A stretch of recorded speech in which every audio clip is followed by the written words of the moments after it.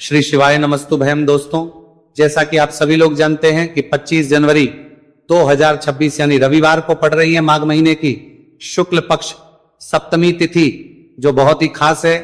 और दोस्तों, ये वो तिथि है जो कि माघ महीने में रविवार को पड़ रही है। दोस्तों, इसी दिन किया जाने वाला पंडित जी द्वारा बताया गया एक लाल फूल और एक सफेद फूल वाले उपाय आप लोगों को जरूर करना चाहिए, क्योंकि दोस्तों ये एक ऐसा उपाय है जो कि हर दिन नहीं किया जाता। माघ महीने में जो रविवार की सप्तमी तिथि आती है उसी दिन किया जाता है। अगर आप लोगों ने इस उपाय को नहीं किया है या किसी कारणवश नहीं कर पाए हो तो इस माघ रविवार सप्तमी तिथि के दिन इस उपाय से मत चूकना। दोस्तों देखिए, यह दिन इतना खास होता है, इतना महत्वपूर्ण होता है। देखा गया है कभी कभी बड़े बड़े पूजा पाठ अनुष्ठान से जो मनोकामना पूर्ण नहीं होती है, वह माघ रविवार के दिन एक छोटे से करने से ही आपकी मनोकामना पूर्ण हो जाती है। और बहुत सारे लोगों ने इस उपाय को किया भी है और उनको इस उपाय को करने का फल भी जरूर मिला है। अगर आप लोग भी इस उपाय को इस रविवार के दिन करना चाहते हैं तो आप इस उपाय को पहले अच्छे से समझ लेना, सुन लेना, उसके बाद करना। आपको इस उपाय का फल जरूर मिलेगा, आपकी सभी मनोकामनाएं पूरी हो जाएंगी।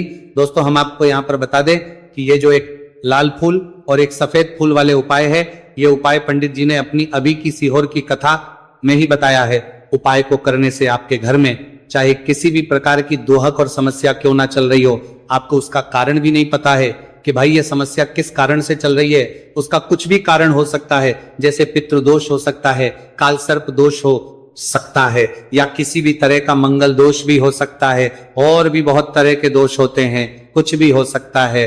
पर आपको इस उपाय को करने के लिए अपने दोष को पता लगाने की भी जरूरत है। आपके घर में किस कारण से इतनी दुख और परेशानी आ रही है वो भी आपको पता लगाने की जरूरत नहीं है। बस रविवार को सप्तमी तिथि के दिन इस उपाय को कर लेना है, क्योंकि इसी एकमात्र उपाय को करने से आपके पूरे घर परिवार में सुख और शांति हो जाएगी। आपके घर में अच्छे अच्छे काम होने लगेंगे। आपकी जो भी मनोकामना होगी वह भी धीरे धीरे करके पूर्ण होना शुरू हो जाएगी। अब हम समझते हैं इस एक लाल फूल और एक सफेद फूल वाले उपाय को आपको करना कैसे है, किसको करना है, किस करना है और कैसे करना है। देखो, उपाय बिल्कुल आसान है, बस समझने वाली बात है, ध्यान से समझिए। उसके बाद ही आप लोग जो है इस उपाय को जरूर कीजिएगा।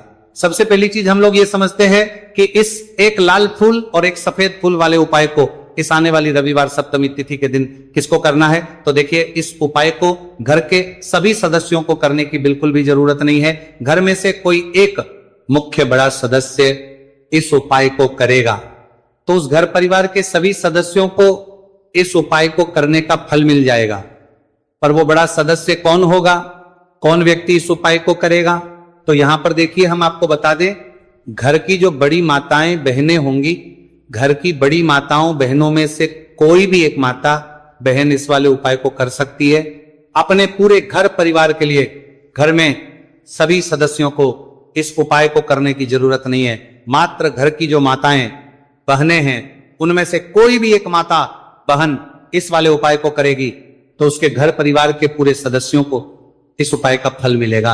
अगर किसी कारणवश माताएं बहनें घर में उपस्थित ना हो या वो इस उपाय को ना कर रही हो, कुछ दिक्कत हो, तो भाई उस जगह पर फिर घर का कोई बड़ा व्यक्ति भी इस उपाय को कर सकता है।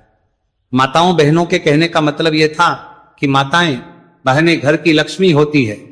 जब घर की लक्ष्मी कोई उपाय करती है तो निश्चित ही भगवान शिव जी जल्दी प्रसन्न होते हैं और उपाय का फल में बहुत जल्दी और बहुत बड़ा करके भी यहां पर देते हैं। तो आप लोग ये बात समझ गए होंगे। अब हम ये बात समझते हैं कि इस वाले उपाय को हमें करना किस समय है। एक लाल फूल और एक सफेद फूल वाले उपाय को हमें सप्तमी तिथि के दिन करना किस समय है। तो देखिए, इस उपाय को करने का जो समय है, सुबह का समय भी है और शाम का समय भी है। अब देखिए, यहां पर हम मुख्य रूप से सुबह का समय नहीं बोलेंगे, क्योंकि देखिए ये जो सप्तमी तिथि है, और आप सभी लोग जानते हैं रविवार सप्तमी तिथि के दिन का प्रदोष काल का मतलब शाम का जो समय होता है ना, इस दिन भगवान शिव जी का सबसे प्रिय दिन होता है। तो आप लोग इसे एक लाल फूल एक सफेद फूल वाले उपाय को सुबह के समय भी कर सकते हो और शाम के समय प्रदोष काल में भी कर सकते हो।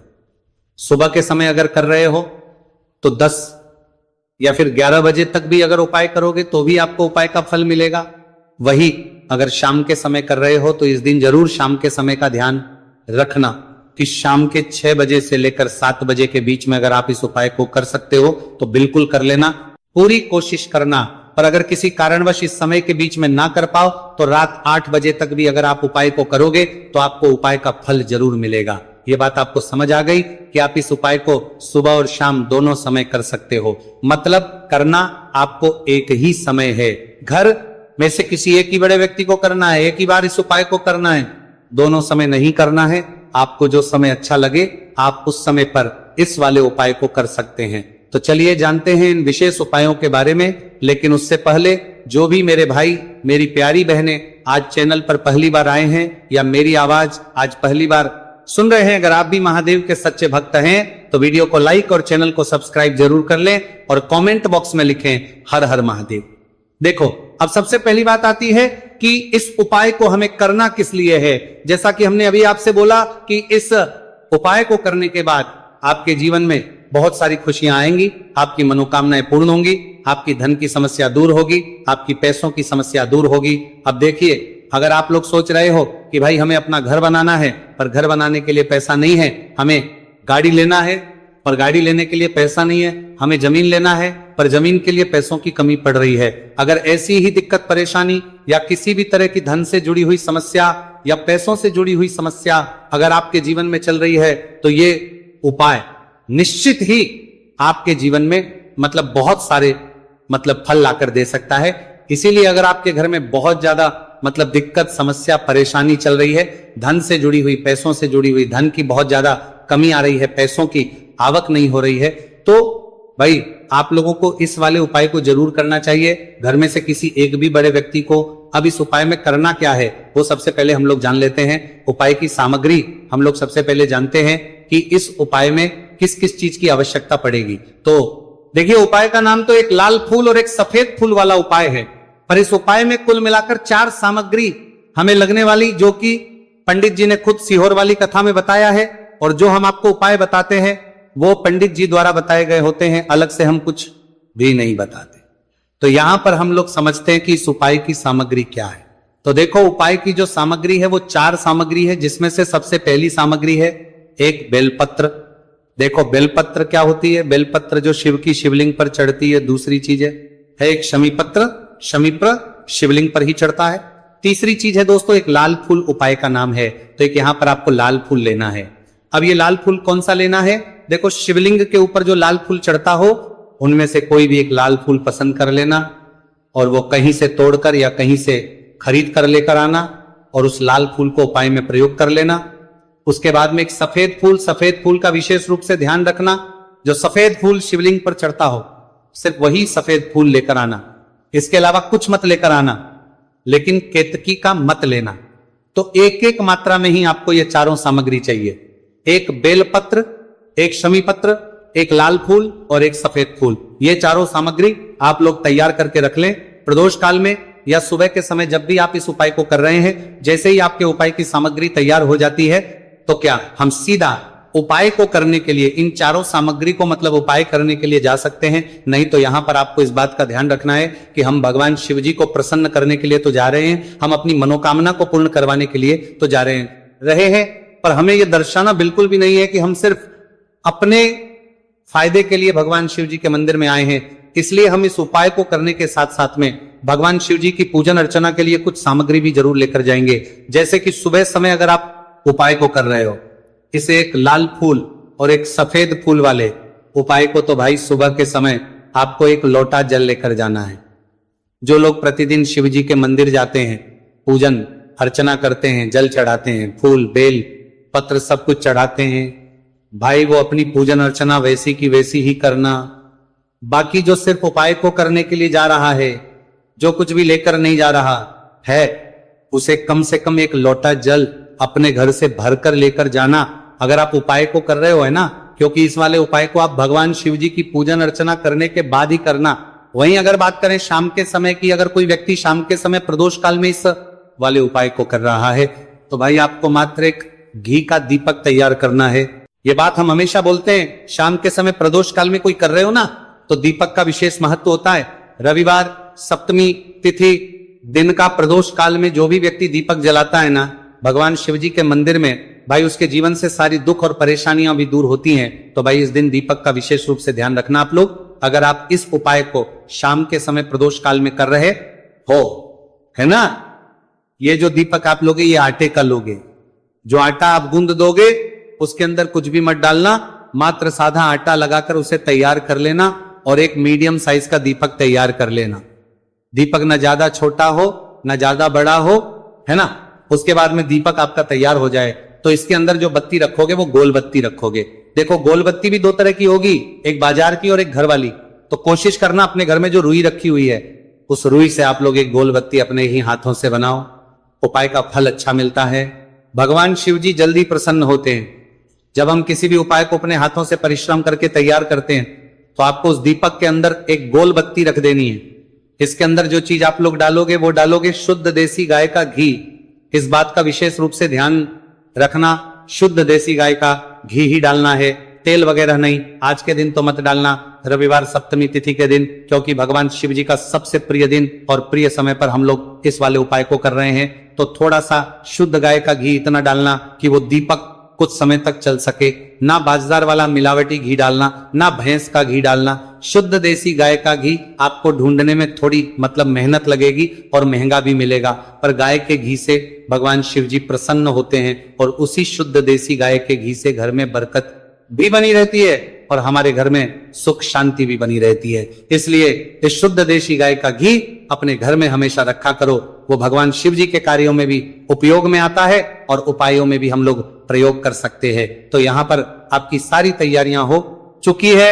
उपाय को करते समय शुद्धता का विशेष रूप से ध्यान रखिएगा। सुबह कर रहे हो तो भाई सुबह तो आपको स्नान करना ही करना है।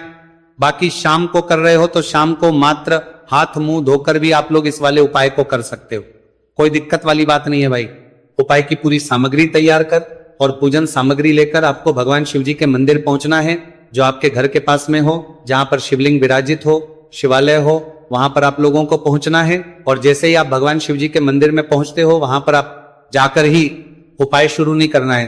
पहले आपको भगवान शिव जी की पूजन अर्चना करना है। पूजन अर्चना कैसे करोगे? सुबह के समय गए हो तो एक लोटा जल वगैरह जो भी पूजन सामग्री लेकर गए हो, उससे पहले पूजन सामग्री आप लोग मतलब पूजन भगवान शिव जी की कर लो। जो व्यक्ति सिर्फ एक लोटा जल लेकर गए वो शिव जी के शिवलिंग पर मात्र एक लोटा जल एक धारा से धीरे धीरे करके चढ़ा लो। अपनी पूजन अर्चना आप लोग जो है पूरी कर लो पहले। उसी के बाद अगर आप शाम के समय कर रहे हो तो पहले जाकर बैठना है। भगवान शिव जी के शिवलिंग के पास में आप जो दीपक तैयार करके लेकर आए हो उस दीपक को पहले जलाना है। ये जो दीपक आप लोग जलाओगे ना, ये किसी और की माचिस से मत जला, अपनी ही माचिस अपने ही घर से लेकर आना और इस दीपक को अपनी ही माचिस से जलाना। अगर आपने मंदिर की माचिस या किसी और की माचिस ले ली, इस उपाय को करने में इस उपाय का फल उस व्यक्ति को भी बहुत मिल जाएगा। इस बात का ध्यान रखना। अपने घर से अपनी ही माचिस लेकर जाना और इस दीपक को जलाना। दीपक को जलाने के बाद भगवान शिव जी की शिवलिंग के पास में रख देना। शिवलिंग के इतना पास में मत रखना कि शिव जी को आंच लगे, थोड़ी सी दूरी बनाकर ही जो है इस दीपक को शिवलिंग के पास में आप लोग रख दीजिएगा। अब जैसे ही आपकी पूजन अर्चना हो जाती है, भगवान शिव जी के शिवलिंग के सामने या आसपास कहीं पर भी बैठ जाइए उपाय को करने के लिए। और उपाय को करने से पहले आप लोग अपनी वो चारों पूजन सामग्री निकाल लीजिए। उपाय की जो सामग्री है वो निकाल लीजिए और भगवान शिव जी के शिवलिंग के ऊपर एक माता अशोक सुंदरी जी का स्थान देख लीजिए। माता सुंदर जी का जो स्थान होता है वो जलाधारी के ऊपर होता है। जलाधारी के बिल्कुल बीचों बीच में होता है। आप लोगों ने देखा भी होगा शिवलिंग की जलाधारी होती है। जलाधारी के बिल्कुल बीचों बीच का जो स्थान होगा वो माता अशोक सुंदर जी का स्थान होगा, क्योंकि यहीं पर हमें ये जो है उपाय को करना है। सबसे पहली चीज, अब हम उपाय को करना शुरू करते हैं। आप सबसे पहले अपनी एक बेलपत्र उठा लो। एक बेलपत्र को आपको माता अशोक सुंदरी जी वाले स्थान पर सबसे पहले समर्पित करना है। बेलपत्र की डंडी का मुख होगा जलाधारी की तरफ, जहां से जल बहता है और नीचे गिरता है, और बीच वाली बड़ी पत्ती का मुख मतलब शिवलिंग की तरफ होगा। इस तरीके से आपको इस बेलपत्र को माता अशोक सुंदरी जी वाले स्थान पर समर्पित कर देना है। उसके बाद में अपनी एक शमी पत्र उठा लो जो आप उपाय के लिए लेकर आए हुए हो। शमी पत्र को उठाकर शमी पत्र की भी जो डंडी का भाग होगा वो जल की तरफ करके, जहां से जल बहता है नीचे गिरता है उस तरफ करके, और पत्ती वाला भाग शिवलिंग की तरफ करके इस शमी पत्र को भी उस बेल पत्र के ऊपर आपको समर्पित कर देना है। समर्पित करने के बाद अब आप ले लो अपना एक लाल फूल जो आप उपाय को करने के लिए लेकर आए हुए हो। इस लाल फूल का जो खिला हुआ भाग होगा, चाहे वो गुलाब का फूल हो, चाहे कोई सा फूल जो शिवलिंग पर चढ़ता हो, भाई उस फूल का जो खिला हुआ भाग होगा वो शिवलिंग की तरफ होगा। बाकी जो पीछे का भाग होगा फूल का वो जलाधारी की तरफ, जहां से जल बहता है नीचे गिरता है उस तरफ होगा। और आखिरी में आपका जो एक सफेद फूल बचा हुआ है, इस सफेद फूल को भी आपको लेना है और सफेद फूल का जो खिला हुआ भाग होगा वो शिवलिंग की तरफ होगा, जहां पर शिवलिंग रखा हुआ है उस तरफ होगा। और डंडी का भाग जलाधारी के पीछे की तरफ हो जाएगा। मतलब जो जहां से जल बहता है और नीचे गिरता है, जब आप एक बेलपत्र, एक शमी पत्र और एक लाल फूल, एक सफेद फूल चढ़ा रहे हो, तो उस समय आप लोगों को कांता भगवान या कांता चक्र का नाम लेते हुए ही जो है इस उपाय को करना है। और भगवान शिव जी और नारायण जी का स्मरण करते हुए ही इस उपाय को आपको करना है। तो जब भी आप एक बेलपत्र, एक शमी पत्र, एक लाल फूल और एक कमी हो रही है, जो भी दुख और समस्या परेशानी चल रही हो आपको अपनी, वो दुख और जो है भगवान शिव जी से उपाय को पूरा करने के बाद वहीं पर पास में बैठकर बोल देना है, हाथ जोड़ के आंखें बंद करके अपनी परेशानी और श्री शिवाय नमस्तुभयम का जाप करना है। दोस्तों, आज हमने इस वीडियो में कुछ उपाय बताए हैं जो आपको करने हैं। अगर आपको वीडियो अच्छी लगी हो तो वीडियो को 1 लाइक और चैनल को सब्सक्राइब जरूर करें। हर हर महादेव।